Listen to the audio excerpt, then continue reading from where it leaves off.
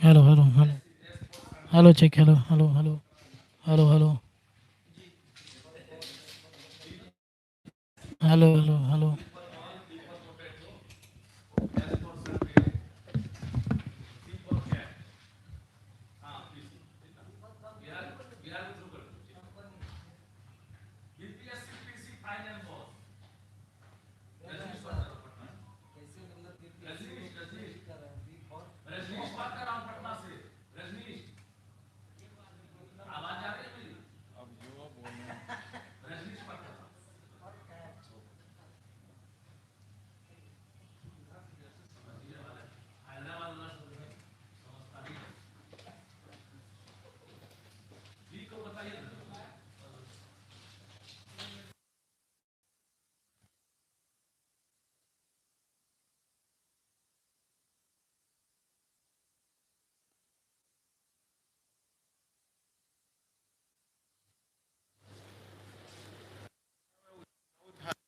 रहता है इसलिए आप वो आप साइड में जो अगर एकदम लेना है।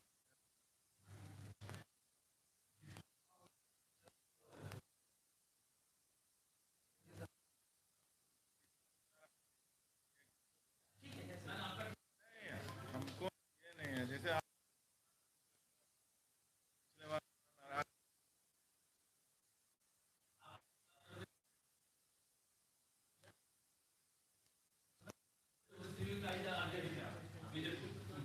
अरे भाई हम बीजेपी आए।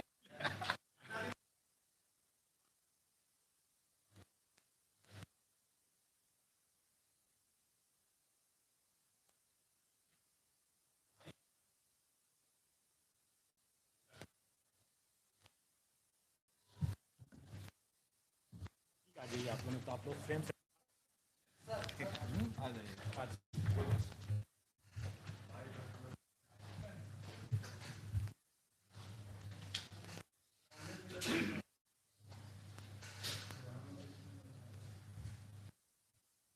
या मैं ही बीच में आ जाऊँ, आप नहीं आ सर जाएँ ठीक क्या, कैसे?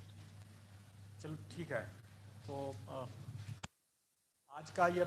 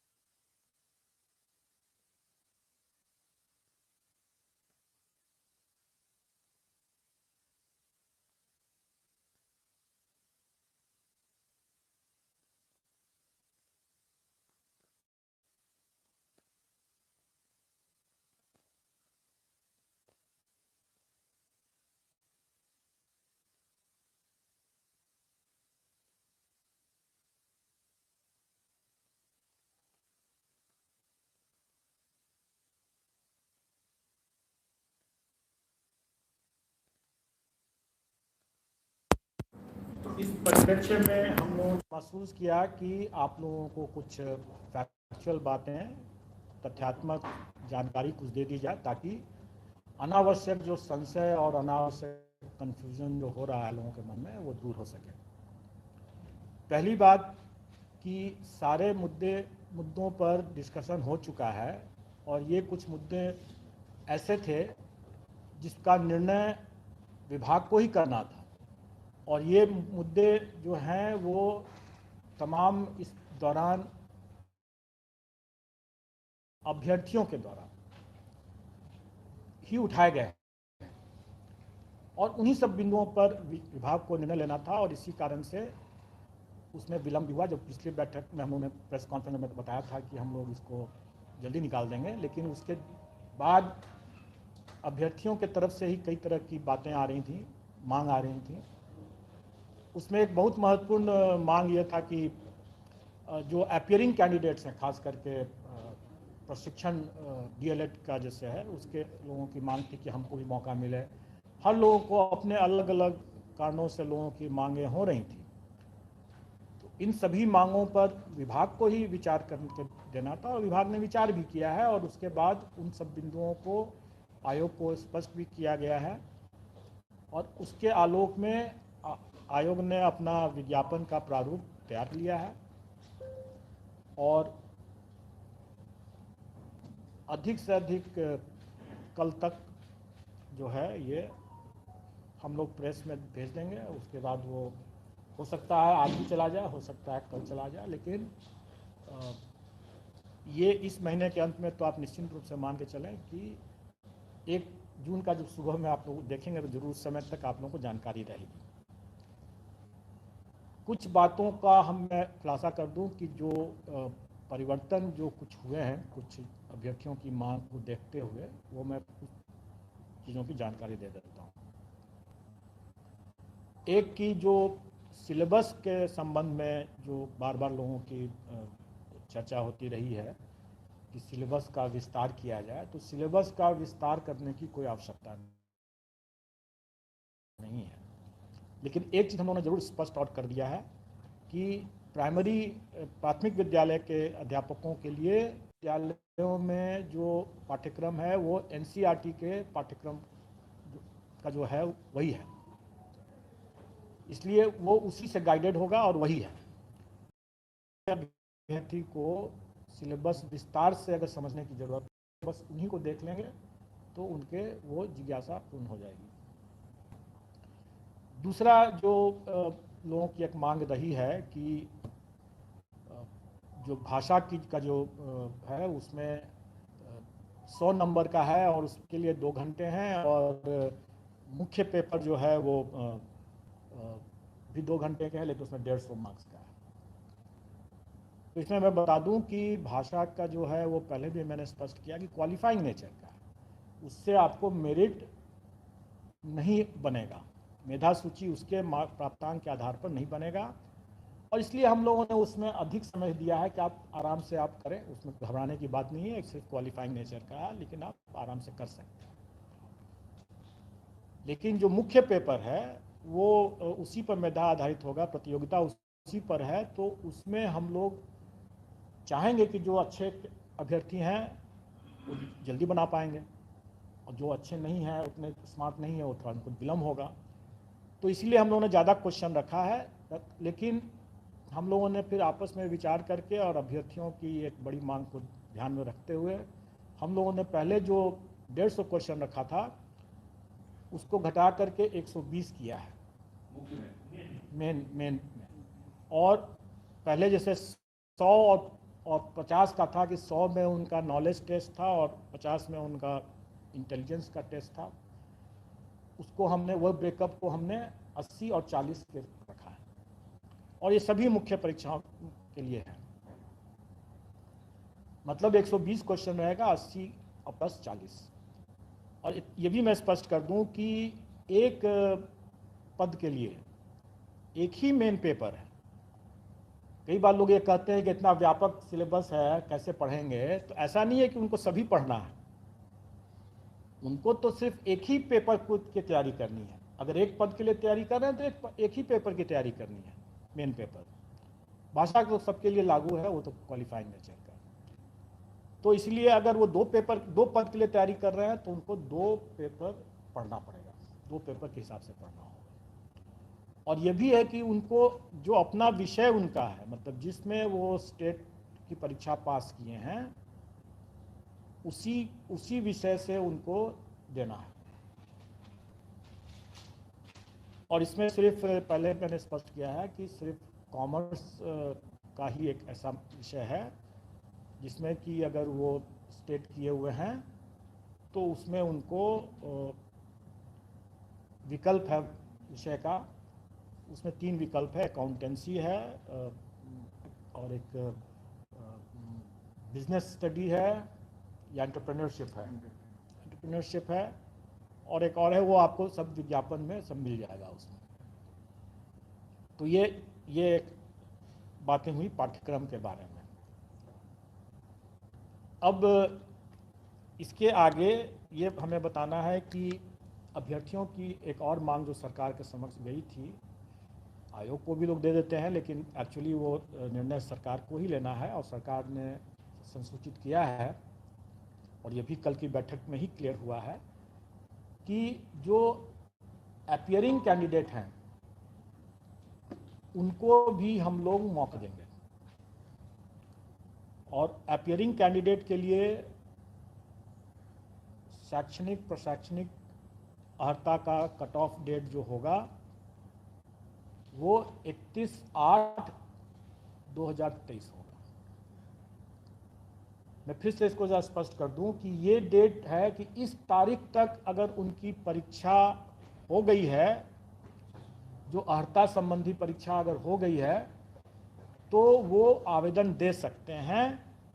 उनका परीक्षा फल बाद में भी निकले तो कोई हर्ज नहीं है, उनको हम लोग भाग लेने का, इसमें आवेदन और प्रतियोगिता में भाग लेने का मौका दिया जाएगा। ये बिंदु लोग डिमांड करते रहे हैं और मैं समझता हूं कि अगर इस पॉइंट पर अगर किसी को अभी भी अगर कोई संशय है तो पूछ लेंगे। 31 अगस्त 2023 परीक्षा हो जानी चाहिए। यस, इस तारीख तक परीक्षा सिर्फ में उसको हो जानी है तो वो भाग ले सकते हैं। परीक्षा फल जब भी आएगा तब आएगा। ये वो छात्र होंगे जो टेट क्वालिफाइड किए होंगे वही ना सर?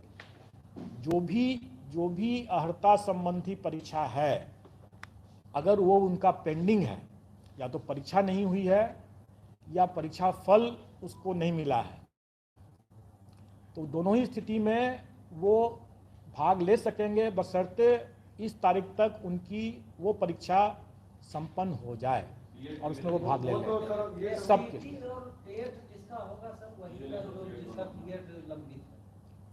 कई कॉम्बिनेशन हो सकते हैं, उसको आप उस कॉम्बिनेशन की बात आप मत सोचे अभी करें। कुछ के लिए कुछ लागू होगा, कुछ के लिए कुछ और लागू होगा, कुछ की कुछ और बातें होंगी। मैंने आपको एक विस्तार से ये बता दिया कि जो भी अर्हता संबंधी परीक्षाएं उनको देनी है, अगर वो परीक्षा 31/8/2023 तक संपन्न हो जा रही है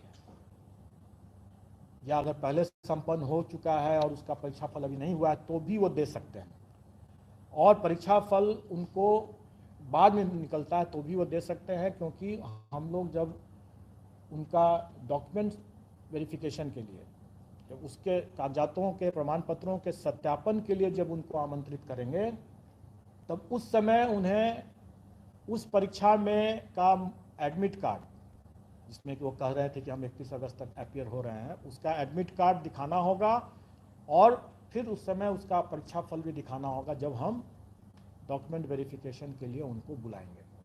सर यहाँ पे एक सवाल है, ये जो आप 31/8 का ये रख रहे हैं बीएड वाले छात्रों, बीएड या डीएलएड का, वो बच्चे जो सेंट्रल गवर्नमेंट का सीटेट क्वालिफाइड होता है उसके लिए सिर्फ है या फिर सभी बीएड के लिए? मैंने क्या कहा, मैंने कहा कि अर्हता संबंधी कोई भी परीक्षा उनको, लेकिन ये नहीं हो सकता है कि अगर इस कट ऑफ डेट के बाद वाली परीक्षा में भी अगर वो बाद में अगर कोई परीक्षा होने जा रही है, अगले साल कोई परीक्षा होने जा रही है, तो आज झूठा डिक्लेरेशन दे करके वो अपीयर हो जाएं, वैसा नहीं होगा। क्योंकि उसके लिए हम लोग और भी हम लोग उसको वचनबद्धता लेंगे, और अगर उसमें अगर वो बातें हैं कि नहीं उसने एडमिट कार्ड उसके पास में नहीं है उस तरह की परीक्षा का, तो फिर हम लोग उसको ब्लैक लिस्ट वगैरह करने की, गलत बयानी के लिए ब्लैक लिस्ट करने की बात करेंगे।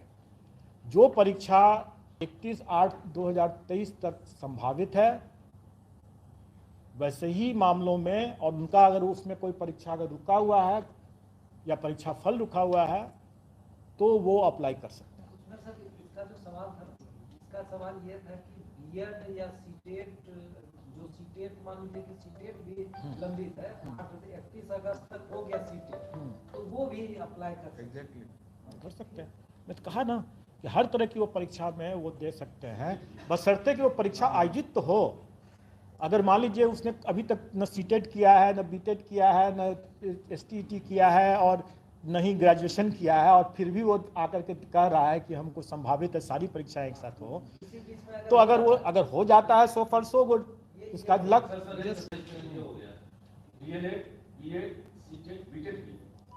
मैंने फिर से मैं बता रहा हूँ कि कोई भी परीक्षा अगर उसकी संभावित है तभी ना वो उसको उपयोग कर सकेगा, अगर संभावित ही नहीं है तो उसका उपयोग नहीं कर सकेगा। अगर वो संभावित ही नहीं है तो गलत बयानी कैसे कर सकता है वो? अब ये कहेंगे कि अगले साल वो परीक्षा होने वाली है तो उसका दावा आज ही कर लें, वो गलत बात हो जाएगी और वो दावा नहीं कर सकेंगे, और वैसा अगर गलत करते हैं तो फिर वो अपना चांस गंवाएंगे ही नहीं बल्कि आगे के लिए डिबार भी हो जाएंगे। ये एक छूट है, उनको ये छूट दिया गया है कि वैसे कैंडिडेट जो कि वाकई में इसका लाभ लेने के लिए योग्य होंगे, मतलब कि उनकी परीक्षा, जैसे बहुत सी परीक्षा अभी जान रहा हूँ कि जैसे बीएड की परीक्षा है, अभी बीएड पटना यूनिवर्सिटी से भी कल हम लोगों ने चर्चा किया कि बीएड की परीक्षा अभी हो गई है शायद, और उसका परीक्षाफल अभी घोषित नहीं हुआ है। तो स्वाभाविक है कि ये परीक्षाफल बाद में घोषित अगर होता भी है, चाहे 15 दिन में हो, 1 महीना में, 2 महीना हो, जब भी हो, हम उनको मौका देंगे, क्योंकि परीक्षा हो गई है संपन्न। तो परीक्षाफल निकलने में अगर विलम्ब भी अगर होता है तो उसके लिए हम उसको दीवार नहीं करेंगे, उसके लिए हम वंचित नहीं करेंगे, हम उनको मौका देंगे। तो ये कट ऑफ डेट की बात हो गई। अब मेरा एक लोगों से ये अनुरोध है कि बहुत बार लोग गलत अटकलबाजी के आधार पर लोग जो समाचार डाल देते हैं उससे थोड़ा परहेज करें। और एक बड़ा मामला आ रहा है जिसमें लोग ये प्रचारित कर रहे हैं कि जब आयोग आज तक मात्र साल में या इतने वर्षों में कुछ ही हजार नियुक्तियां जब कर पाई हैं, तो यह आयोग 1,70,000 नियुक्ति करने में 5 वर्ष से 10 वर्ष और कुछ कितने वर्ष लगाएंगे लोग। अब मैं ये कहूँ कि अगर हम कंबाइंड सिविल सर्विसेज में करीब 6 लाख अभ्यर्थी भाग लेते हैं और फाइनली सिलेक्शन जो होता है वो 800, 900, कभी 300 इस तरह से होता है, तो क्या बाकी अभ्यर्थियों का हम मेरिट लिस्ट नहीं बनाते हैं? उनके कॉपीज का या ओएमआर शीट का हम इवैल्यूएशन नहीं करते हैं? हम तो करते ही हैं। हमको अगर 6 लाख लोगों का अगर परीक्षा देगा तो सभी 6 लाख लोगों का हमको ओएमआर शीट का इवैल्यूएशन तो करना ही है। अब वैकेंसी जितना रहेगा हम उतना पास ऑन कर देंगे। हम तो सभी 6 लाख का करते ही है ना, उसके लिए हम 5 साल तो नहीं लेते हैं। तो इस तरह का जो गलत बयानी जो लोग कर रहे हैं, लोगों को गुमराह कर रहे हैं।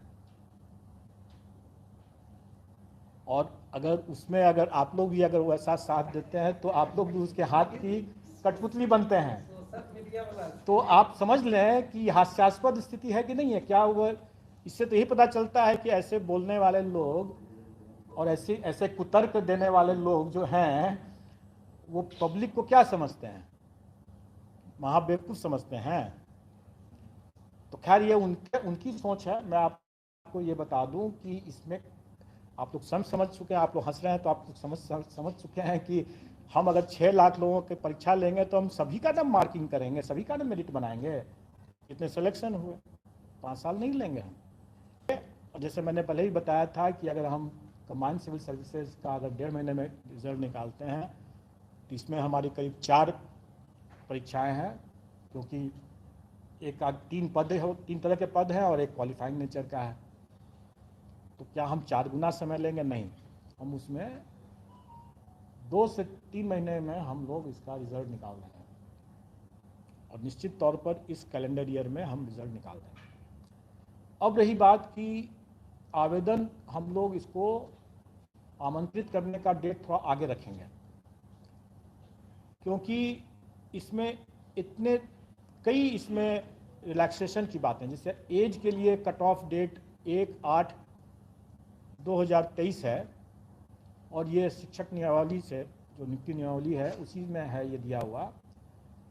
न्यूनतम और अधिकतम दोनों के लिए यही कट ऑफ डेट है, लेकिन इसके बाद इसमें अलग अलग श्रेणी के लिए अलग अलग मामलों में इसमें कट ऑफ डेट के बाद रिलैक्सेशन भी अलग अलग है। किसी में 10 साल है, किसी में 14 साल है, किसी में 11 साल है। भूतपूर्व सैनिक के लिए कुछ और है। तो इसमें कई ऐसे हैं जिसको लेकर के हमें अपने आवेदन, ऑनलाइन आवेदन, क्योंकि हम ऑनलाइन ही लेंगे, इसमें ऑनलाइन आवेदन को तैयार करने में हम लोग को समय लगेगा उसके लिए। लेकिन हम ये भी कह रहे हैं कि जो अभ्यर्थी इसमें आवेदन देंगे ऑनलाइन और जिनका परीक्षा फल निकला हुआ है और बाकी जो प्रमाण पत्र, जैसे उनको अपने आरक्षण संबंधी जो प्रमाण पत्र हैं, ईडब्ल्यूएस संबंधी प्रमाण पत्र हैं, डोमिसाइल संबंधी प्रमाण पत्र हैं, उनको वो आवेदन के साथ अटैच करना अनिवार्य है। ये नहीं होगा कि हम बाद में दे देंगे, अभी हमारे पास नहीं है, अब डिक्लेयर कर देते हैं, लोग बाद में बोलते हैं कि हमारे ला रहे हैं, नहीं लाते हैं। इसमें हम लोग ये कर रहे हैं कि नहीं, आपको उसी के साथ ही देना है। अगर आपके पास में नहीं है तो आपको 15 दिन का टाइम रहेगा, आप बना लीजिए, आप बनवा लीजिए इस। लेकिन जब आप जमा करेंगे आवेदन, तो आप सभी दस्तावेज के साथ जो प्रमाण पत्र आपके हैं, परीक्षा फल अगर निकला हुआ है तो वो भी है, वो सभी को की छायाप्रति आपको लगा करके ही देना है। बाद में उसमें लगाने का या जमा करने का मौका नहीं दिया जाएगा। बाद में सिर्फ जो प्रमाण पत्र आप लगाए हैं, सिर्फ उसी का मूल प्रति आपको सत्यापित कराना होगा। हम लोग प्राय देखते हैं कि ईडब्ल्यूएस के मामले में खास करके, या क्रीमी लेयर का सर्टिफिकेट लेकर के जो आते हैं, पहले डिक्लेयर कर देते हैं, या फ्रीडम फाइटर का जैसे लेकर के आते हैं, डिक्लेयर कर देते हैं और बाद में बोलते हैं कि नहीं मिला, हमको सर्टिफिकेट नहीं मिला, और बाद में अपना दावा को विड्रॉ करते हैं। तो ऐसी बात की गुंजाइश नहीं होगी। अगर आपके पास में सर्टिफिकेट नहीं है तो काइंडली आप न वैसी दावा करें। और अगर आपका एक साल बाद तो हम नहीं मांगते हैं ना, हम तो पूरे प्रक्रिया में एक साल थोड़ी लेंगे। हम अभी हम इसकी बात करें, एक साल क्या हम समय नहीं लेने वाले हैं। आपका आवेदन के समय में आपके पास में जो भी सर्टिफिकेट होगा, आपके पास में जो भी सर्टिफिकेट होगा, आप तभी आप अप्लाई करें। जो आप दावा कर रहे हैं उसका सर्टिफिकेट आपके पास में होना चाहिए। आपके पास में अगर परीक्षा फल नहीं है तो स्वाभाविक है कि आप उसका दावा नहीं कर सकते हैं। तब आपको आपके पास संभावित जो परीक्षा होने वाली है, या आप ये घोषणा आपको देना होगा कि अगर आपने परीक्षा दे दिया है और आपके पास में सर्टिफिकेट अभी नहीं मिला है, प्रमाण पत्र, तो आपको ये अंडरटेकिंग देना होगा कि आपने परीक्षा दे दिया है या परीक्षा होने वाली है और आप उसमें देने वाले हैं, और आप समय पर आप जब मांगा जाएगा तो सत्यापन के समय में आप मूल दस्तावेज दे पाएंगे, अन्यथा आपकी पात्रता नहीं मानी जाएगी, स्वीकार नहीं की जाएगी। ये चीज़ उनको देना होगा अंडरटेकिंग। रिजर्वेशन और डोमिसाइल कितना पुराना चलेगा? देखिए, रिजर्वेशन की बात जो है, आरक्षण तो अगर ईडब्ल्यूएस का जैसे उन्होंने वही कह दिया कि 1 साल का है, लेकिन अगर दूसरे जो वर्टिकल रिजर्वेशन जिसके कहते हैं, जाति आधारित जो आरक्षण है, उसमें मैं समझता हूँ कि डेट का तो कोई है या एनसीएलसी जो क्रीमी लेयर का अलग रहेगा, जो क्रीमी लेयर रहता है वो करंट होना चाहिए। आ रहा है उसमें रहता है, तो जिस ईयर में आप अप्लाई कर रहे हैं उसका तो होना ही चाहिए। ये दोनों चीज़ है। लेकिन मान लीजिए अगर रिजर्व कैटेगरी में एससी एसटी के लिए कोई बार नहीं है। एससी के लिए एक बार है कि उसके साथ रेसिडेंशियल जरूरी है। ईडब्ल्यूएस वाले में सर, जैसे वो देंगे तो 2023-24 का देंगे ना, 22-23 22-23 का देंगे। का देंगे। ओबीसी का क्या होगा सर? उसका करंट होना चाहिए। करंट होना चाहिए, और इसके लिए हम लोग मौका दे रहे हैं, और इसलिए हम कह रहे हैं कि आपको विज्ञापन निकालें, विज्ञापन में आप पढ़ लें सब लोग अपना, और जिनको जो जो प्रमाण पत्र नहीं है उनके पास में, तो ये इस दरमियान वो इकट्ठा कर लें अपना। और इसीलिए हम उन लोगों को टाइम भी दे रहे हैं, और इस बीच में मेरा ऑनलाइन सिस्टम भी तैयार हो जाएगा, तो वो हम बताएंगे आपको। हम मान के चलते हैं कि हम लोग करीब 2 सप्ताह का टाइम उनको दे सकते हैं, और भी उसके बाद आवेदन जमा करने में भी उसको कुछ टाइम मिलेगा, तो 2 से 3 सप्ताह का हम लोग आवेदन जमा करने का भी समय देंगे। कहने का ये मतलब है उसकी व्यवस्था भी कर लें, ताकि जब वो अप्लाई करें तो उनके पास में सभी डॉक्यूमेंट रहे उस समय, बाद में दौड़ धूप करने की जरूरत न पड़े उनको, अब बाद में वो कठिनाई न हो। अब रही बात कि ये नेगेटिव मार्किंग की जो बात आपने जो किया, एक मिनट इसमें सब कंफर्म होना चाहिए कि 1 जून तक अधिसूचना जारी कर देंगे। हाँ उसके पहले ही हो जाएगा। और रजिस्ट्रेशन जो है इसके 2 सप्ताह के बाद 15 जून हम ऑनलाइन देखिए रजिस्ट्रेशन और आवेदन हम लोग पहले जो अलग अलग तिथि पर करते थे, वो हम लोग अलग अलग तिथि पर नहीं करेंगे, एक ही साथ करेंगे। तो ये 15 जून के आसपास। हाँ उसके आसपास।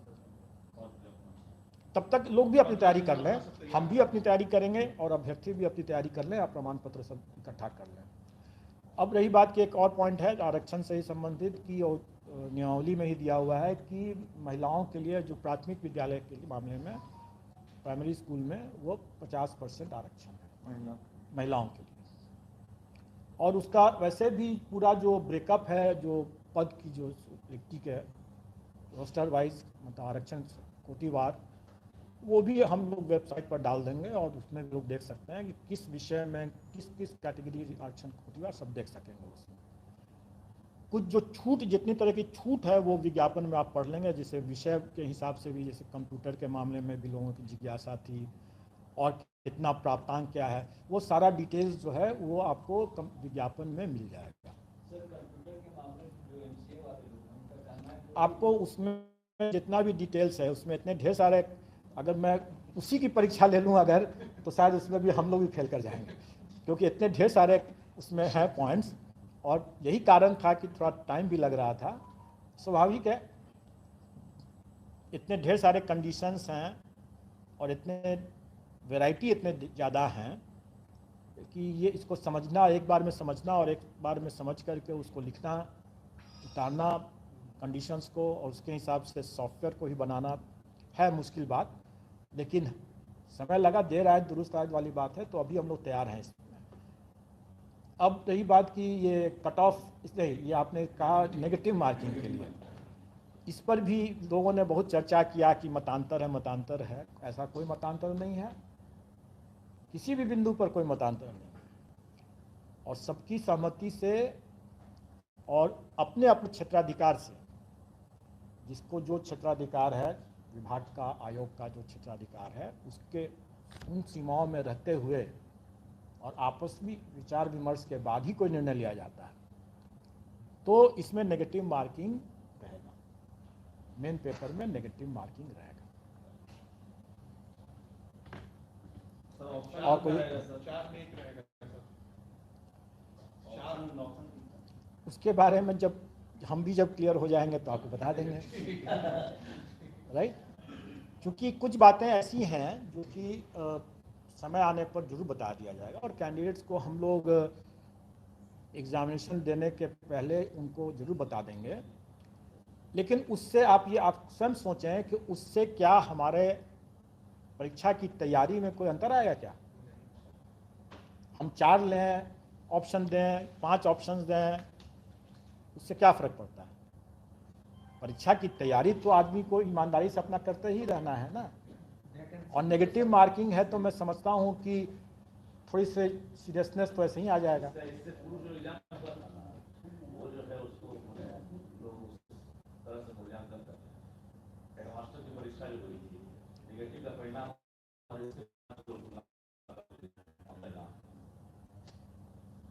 आम को अमरूद के साथ मत तुलना करें। आप हेडमास्टर जो थे वो क्या सरकारी शिक्षक थे या नहीं थे? उसके जो अभ्यर्थी थे वो सरकारी शिक्षक थे कि नहीं थे? और वर्तमान के जो इस मामले में जो अभ्यर्थी हैं वो सरकारी हैं कि नहीं हैं। तो आम और अमरूद को आप कैसे आप बराबर करके चलते हैं। अब जिसको भी आप आम समझिए, जिसको भी अमरूद समझिए, लेकिन आप अपनी विवेक से अपना इस्तेमाल कर सकते हैं। उसकी तुलना और उसमें अभ्यर्थियों के तैयारी की तुलना इससे मत करें। ये भिन्न परीक्षा है, वो भिन्न परीक्षा थी, उसके भिन्न अभ्यर्थी थे, उनका बैकग्राउंड डिफरेंट था, उनका स्टेटस डिफरेंट था। इनका स्टेटस डिफरेंट है, इनका बैकग्राउंड डिफरेंट है। ठीक है। इसमें सर तो दोनों तो एक ही साथ जैसे नियोजित शिक्षक है और जो लेकिन सरकारी कोई नहीं है अभी। सर एक प्रश्न था सर, केवल सर बिहार के लोगों के लिए ही है। यस। उसका जो नियोजित में सर दूसरे राज्य के हैं उनका क्या होगा, वो परीक्षा में बैठ सकते हैं? ये नियमावली में आपको सरकार से ही पूछना चाहिए, क्योंकि नियमावली के बारे में कोई भी बातें जो हैं कि उनका क्या होगा, नहीं होगा, क्या नहीं होगा, इसके बारे में हमारा अधिकार क्षेत्र नहीं है बताने के लिए। हम सिर्फ नहीं कह सकते हैं कि नियमावली में जो प्रावधान दिया हुआ है उसमें भारत का नागरिक और बिहार का स्थायी निवासी होना चाहिए, वही परीक्षा में सम्मिलित हो सकता है।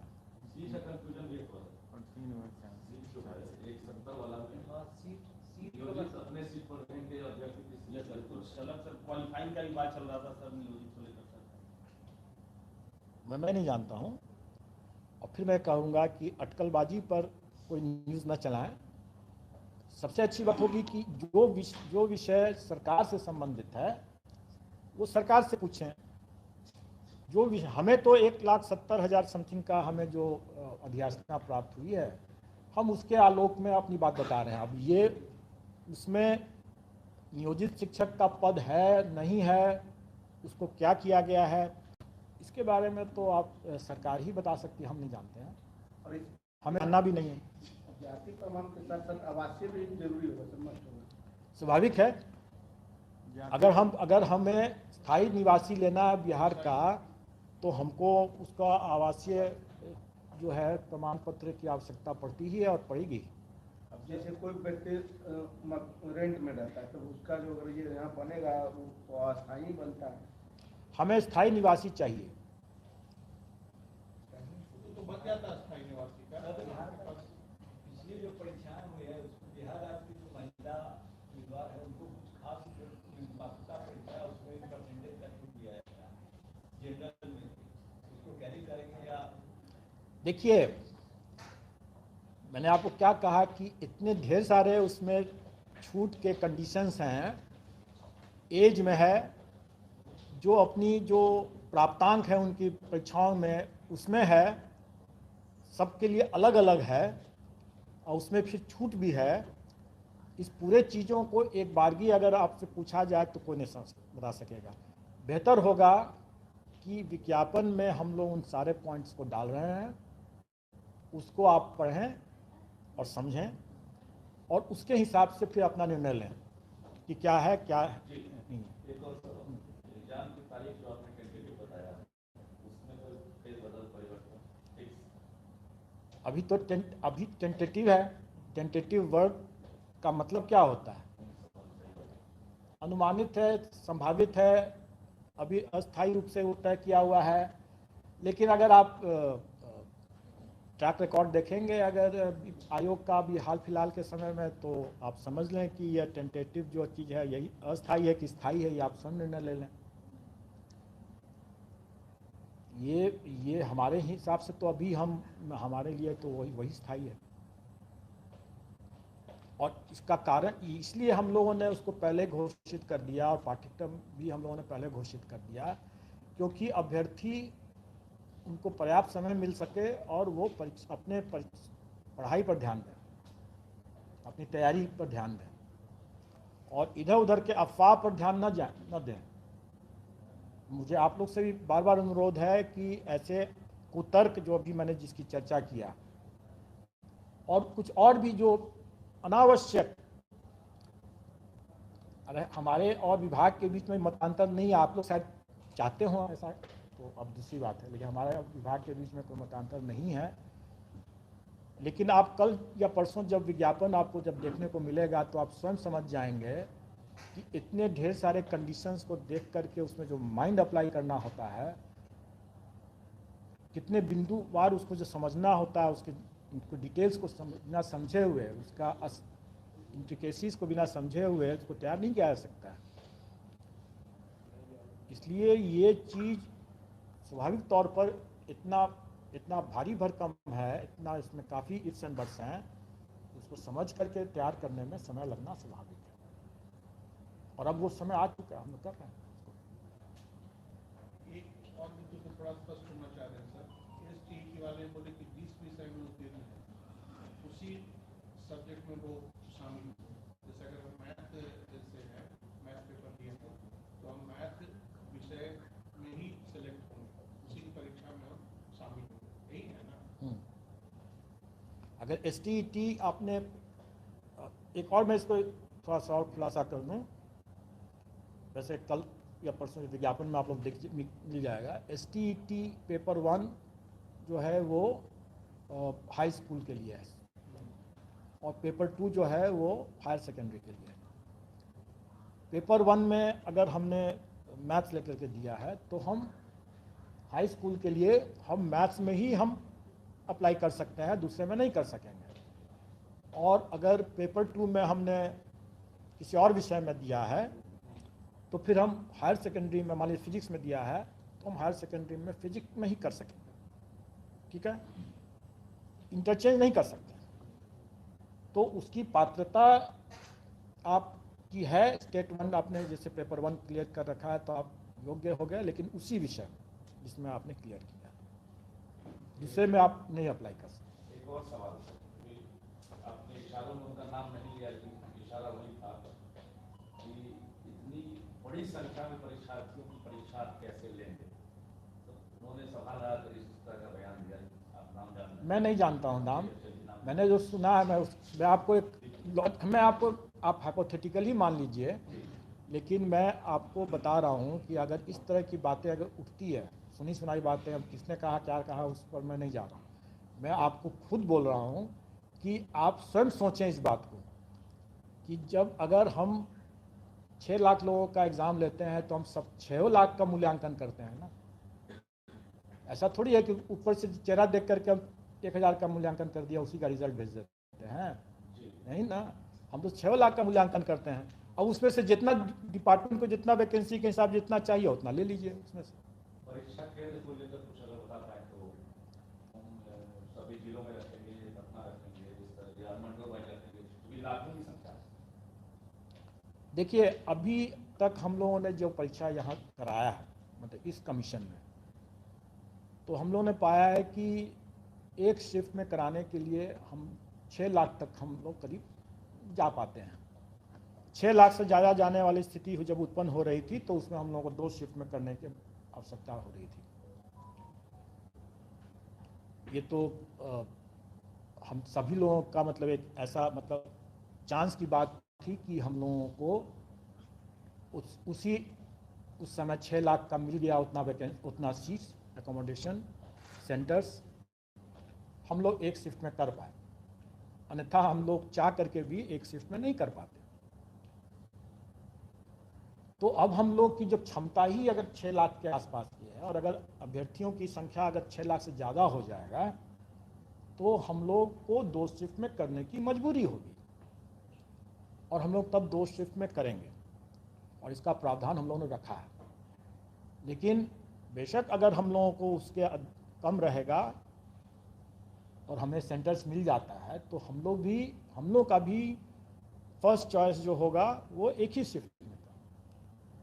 शिफ्ट में करेंगे तो हम आसानी से कर पाएंगे, हमको फिर उतने कॉम्प्लिकेशंस नहीं होंगे। अदरवाइज आप समझ सकते हैं कि इतने ढेर सारे विषय हैं तो हर के लिए आंसर शीट, उसका फिर आंसर की बनाने में जो परेशानी आती है और जो उस पर जो आरोप और वगैरह लगता है, उसके बाद कई बार आपत्ति आती है, सबका समाधान करने में ही ज़्यादा समय लगता है।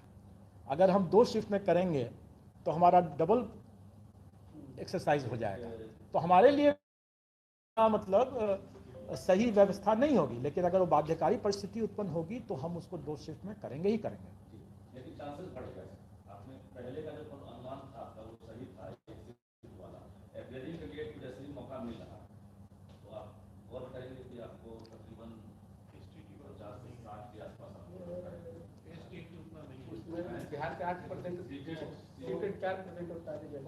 देखिए वो अनुमान हम लोग फिर से वही कह रहे हैं कि स्पेकुलेशन या अनुमान लगाना अपनी जगह पर सही है, लेकिन जब उसको अगर आप प्रसारित करते हैं तो फिर वो एक अलग फिर एक हो जाता है, उसमें अनावश्यक वो आशंका होने लगती है।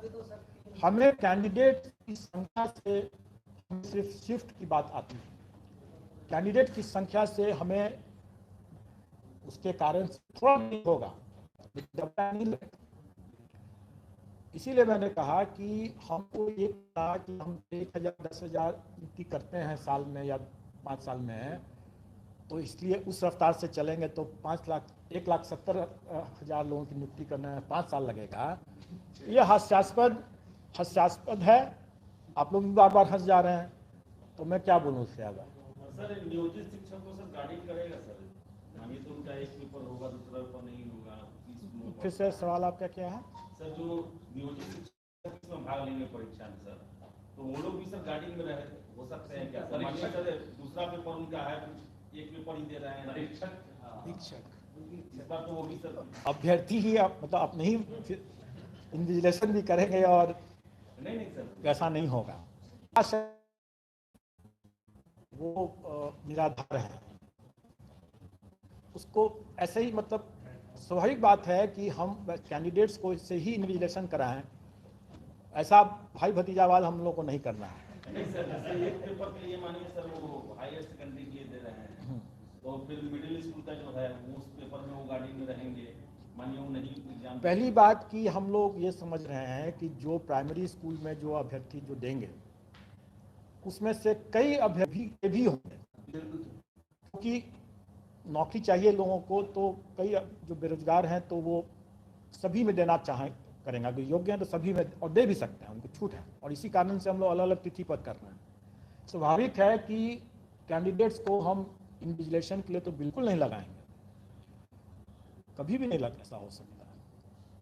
मतलब ये क्लियर हो गया बिहार के नियोजित टीचर शिक्षक और परीक्षक जो अभ्यर्थी होंगे, अभ्यर्थी कैटेगरी के लिए आ सकते हैं, वो कभी भी वो शिक्षक नहीं बनेंगे।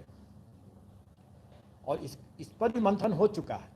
अब सब चीज़ का खुलासा मैं नहीं कर सकता हूँ, लेकिन मंथन इस पर हो चुका है और हम लोगों की इतनी क्षमता है कि हम लोग, और ये क्षमता भी हमें फिर से शिक्षा विभाग से ही मिलेगा या दूसरे विभाग से मिलेगा। कॉलेजेस भी तो हैं शिक्षा विभाग के अधीन में, हमारे कई पंचायत के, ग्रामीण विभाग के कई अन्य विभाग हैं जिनका प्रेजेंस और लार्ज नंबर में है लोग, उसमें ऑफिसर्स हैं, लोग हैं, स्टाफ हैं उसमें। हमें उन लोगों को रोपिन करना है, और चूंकि सरकार का ही काम है ये और सरकार का सहयोग और निर्देश रहेगा ही, तो सेंटर्स भी और जिला पदाधिकारीगण से भी ये अनुरोध भी रहेगा और अपेक्षा भी है ये, और उनका कर्तव्य भी है कि इसमें सहयोग करें और उपलब्ध कराएं, और सेंटर्स भी उपलब्ध कराएं, शिक्षक भी उपलब्ध कराएं जो न्यूट्रल शिक्षक हों। कभी भी कैंडिडेट और शिक्षक वही नहीं होगा। और कुछ सर अपीयरिंग सर दे रहे हैं, इसमें होगा सर जीपीएस में भी, सर सिविल सेवा में भी अपीयरिंग पर विचार हो सकता है क्या सर? देखिए, आपने अच्छा किया ये प्रश्न पूछ लिया, लेकिन इसका जवाब हम भी खोज रहे हैं। और जैसे मैंने कहा कि हर परीक्षा से हम लोग कुछ सीख लेते हैं, कुछ सबक लेते हैं, और उसके लिए कुछ स्टैंडर्ड्स बनता है, उसका उपयोग अन्य परीक्षाओं में भी करते हैं। शिक्षक परीक्षा में भी हम लोग करेंगे, जो पहले से अनुभव लिए हैं, जो स्टैंडर्ड्स बनाए हैं उसका उपयोग करेंगे। और इसमें जो हम लोग सीख ले रहे हैं, खास करके ये कट ऑफ डेट, और 2 तरह के कट ऑफ डेट हुए इस परीक्षा में। एक कट ऑफ डेट एज से रिलेटेड, जो कि 1/8/2023 हुआ। जो नियमावली के हिसाब से जो परीक्षा का वर्ष है या नियुक्ति का वर्ष है, अध्याचना का वर्ष है, उसका 1 अगस्त होगा एज के लिए कट ऑफ, ये नियमावली में दिया हुआ है। तो ये अच्छा एक प्रावधान है, इसमें एक स्थायित्व आता है कि भाई हर कैंडिडेट को हर बार समझ में रहेगा कि मेरा ये कट ऑफ डेट ये है, तो हर साल अगर एक परीक्षा हो रही है तो लोग क्लियर पहले से रहेगा। ये एक अच्छा प्रावधान है, उनको हम सोचेंगे कि क्या हम अन्य परीक्षाओं में भी, आयोग की अन्य परीक्षाओं में भी इसको शामिल कर सकें, यही प्रावधान लागू कर सकें कि नहीं कर सकें, इस पर हम लोग सोचेंगे और जब निर्णय होगा तो फिर संसूचित भी करेंगे। उसी तरीके से इस बार हम लोगों ने जो जिनका परीक्षा फल नहीं निकला है, अपीयरिंग कैंडिडेट्स की बात जो हो रही है, अपीयरिंग कैंडिडेट्स के लिए हम लोगों ने कट ऑफ डेट 31/8/2023 रखा है। तो ये हम लोगों के लिए भी पहला अनुभव होगा, इसमें हम लोग लागू किया और ये अभ्यर्थियों की मांग पर ही हम लोगों ने लागू किया है। और इसको भी अगर हम आयोग की अन्य परीक्षाओं में लागू करेंगे, नहीं करेंगे या करेंगे तो किस तरह की यही डेट रखेंगे कि कोई दूसरा डेट रखेंगे, ये हम लोग देखेंगे। दूसरे आयोगों का भी हम लोग प्रावधान को देखेंगे, यूपीएससी के भी प्रावधान को देखेंगे और फिर उसके हिसाब से हम लोग इस पर विचार करेंगे। लेकिन इस पर मनन चिंतन करके हम लोग कुछ निर्णय करेंगे, क्या करेंगे वो अभी बताना थोड़ा प्रीमैच्योर होगा। ठीक है,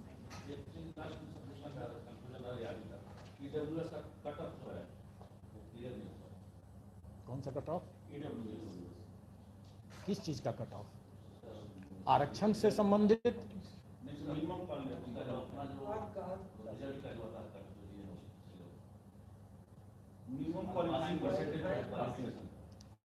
आपको बाकी का क्लियर है क्या? अभी मैंने क्या कहा कि इतने ढेर सारे उसमें इफ्स एंड बट्स हैं कि आप उसको विज्ञापन जब देखेंगे तो उसमें जो लिखा रहेगा उसके हिसाब से अब फिर आप करेंगे, अब फिर बताएंगे कि क्या है और क्या नहीं है।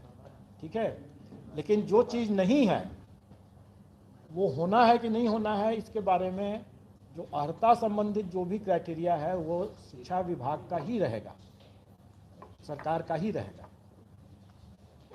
ठीक है, मोटा-मोटी काउंटडाउन शुरू हो गया है, नहीं माना जाए।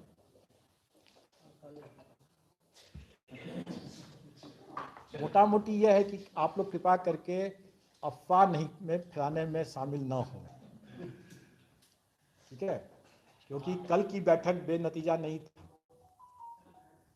कल की बैठक का ही सारा नतीजा तो आज है।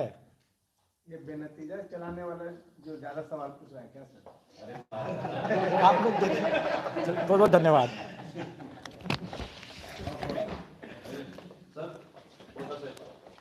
नहीं, आपको बाइक अलग से है, पहले आप नतीजा